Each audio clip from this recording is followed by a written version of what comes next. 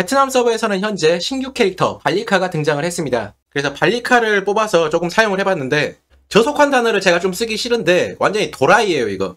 아마 개발자분들 중에 누가 무덤에서 나온 여자를 좋아하는 사람이 있지 않나, 약간 그쪽 취향이지 않나 그런 생각이 들 정도입니다.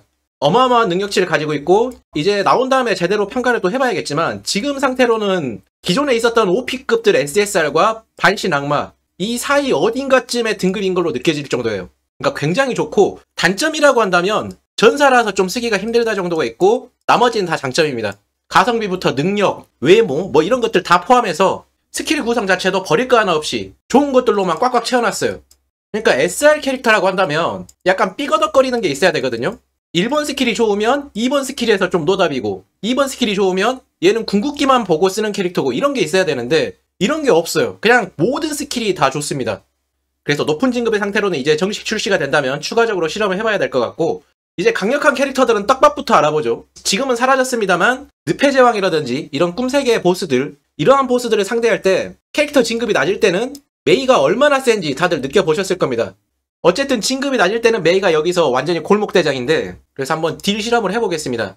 초반에 이렇게 전투가 시작되면 빠르게 적편에게 붙는 걸 볼 수가 있고요. 주변 캐릭터에 따라서 쉴드를 가지고 시작하는 건 좀 있습니다. 그래서 이렇게 치게 되면 발리카가 먼저 죽고요. 바로 메이가 죽었는데 그 딜을 보시게 되면 그냥 따버렸어요. 메이가 초반에 골목대장임에도 불구하고 메이를 이렇게 초반에 딸 수 있는 캐릭터가 보니가 도트 데미지로 죽었음에도 불구하고 계속 딜을 넣기 때문에 이걸로 초반 단계에서 메이를 좀 능가하기도 했는데, 단순히 깡딜로 메이를 이렇게 능가한다는 게 이게 쉬운 일이 아니거든요. 그런데 만약에 신화 플러스가 개방이 되고 나면 절대로 못 이깁니다. 이 캐릭터가 신화 플러스에서 어마어마한 효과를 가지고 있어서 이제 스킬을 좀 알아보도록 할게요. 일단 이렇게 궁극기의 효과가 굉장히 깁니다. 패시브로는 발리카가 일반 공격으로 적에게 스택을 쌓아가지고 4개의 스택을 다 쌓게 되면 적편이 10초 동안 패닉 상태에 빠지고 10의 급속을 잃게 됩니다. 그래서 패시브로 이러한 디버프도 가지고 있고, 그리고 이 4스택을 유지해서 패닉 상태에 빠져 있어야만 궁극기인 블루밍 테러를 실현할 수 있게 돼요. 이 궁극기 같은 경우는 이제 쉽게 2번 백인데 대상의 최대 HP의 6%의 고정 피해를 주고요. 발리카가 체력을 회복합니다. 첫 번째 배기에서는 이렇게 피해를 주고, 두 번째 배기에서는 대상 최대 HP의 12%의 고정 피해를 또 줘요. 그러니까 고정 피해로만 이렇게 2개를 달고 있고, 레벨업을 시켜서 이제 최대치로 올리게 되면 처음에 배웠을 때 최대 HP의 12%에 해당하는 피해를 주고, 두 번째 마지막 배기에서는 최대 HP의 18%에 해당하는 피해를 증가시킵니다. 그래서 이렇게 딜이 굉장히 셀 수밖에 없고, 궁극기를 아무래도 빨리 발동시킬수록 데미지가 세겠죠. 그래서 쌍둥이와 굉장히 잘 어울리고, 궁극기를 발동시키는데 이제 강제적으로 쿨타임이 있긴 하지만 굉장히 높은 수치의 고정 피해를 달고 있어서 꿈세계에서 크게 활약할 것 같습니다. 그리고 이제 1번 스킬을 보시게 되면 1번 스킬에서는 여기 모션이 보이는 대로 이렇게 돌려치기를 해서 광역 피해를 주는 건데, 다른 데미지 같은 것들도 어느 정도 괜찮지만 여기서 보시게 되면 이게 일반 공격으로 간주가 됩니다. 그러니까 일반 공격으로 간주가 돼서 급속의 영향을 많이 받게 돼요. 급속 같은 경우에 동작 속도도 높아지게 되고요. 여기에는 일반 공격도 영향을 받기 때문에 현재 신바트가 쌍둥이와 굉장히 잘 어울리는 것도, 신바트의 모든 스킬이 일반 공격으로 간주되기 때문에 쌍둥이의 급속 효과를 받아서 신바트가 높은 효율을 낼 수 있는 것도 있습니다. 그런데 이것도 이제 발리카가 1번 스킬에서 하나 가져왔고요. 그리고 이제 2번 스킬을 보시게 되면 이것도 진짜 사기예요. 전투가 시작되면 발리카가 1타일 이내에 있는 아군에게 24%의 피해를 차단하는 쉴드를 얻게 됩니다. 그리고 최대 72%까지 가능한데, 여기 보시게 되면 발리카 옆에 플루스토 혼자밖에 없습니다. 그래서 플루스토가 혼자밖에 없기 때문에 쉴드를 이만큼 제공을 했고요. 발리카를 여기다가 가운데에다 박아두면 한 타일 이내에 캐릭터가 4개나 있기 때문에 쉴드량이 자기 체력의 절반 가까이 이렇게 얻고 시작할 수가 있습니다. 그런데 여기서 끝나는 게 아니라 발리카가 이렇게 쉴드를 제공한 아군의 공격 속도를 전투가 끝날 때까지 50만큼 증가시켜요. 그래서 제가 이거를 좀 확인을 해봤는데 버프 표시가 안 됩니다. 버프 표시가 안 돼가지고 이걸 정말 주는 게 맞나 싶었는데, AD를 가지고 실험을 해보니까 AD 옆에 발리카가 초반에 있는 것과 없는 것의 차이가 단순히 버프창을 보지 않고 눈으로 보기만 해도 큰 차이가 나기 때문에 자신이 쉴드를 받는 것과 함께 주변 캐릭터들의 공격 속도를 굉장히 많이 높여주는 걸 확인할 수가 있었습니다.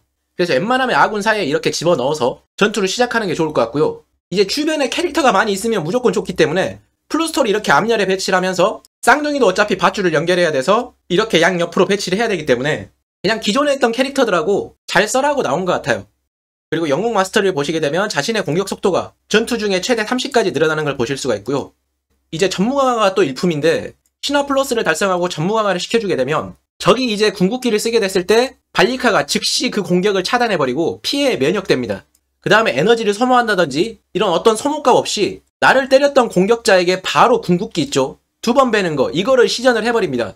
그래서 어마어마한 피해를 줄 수 있고 이렇게 좋은 스킬을 가지고 있으면 어느 정도 리스크가 있어야 되는데 리스크가 없어요. 전무 강화를 시켜서 이렇게 반격을 시전하게 되면 반격했을 때 250의 에너지를 또 회복하게 됩니다.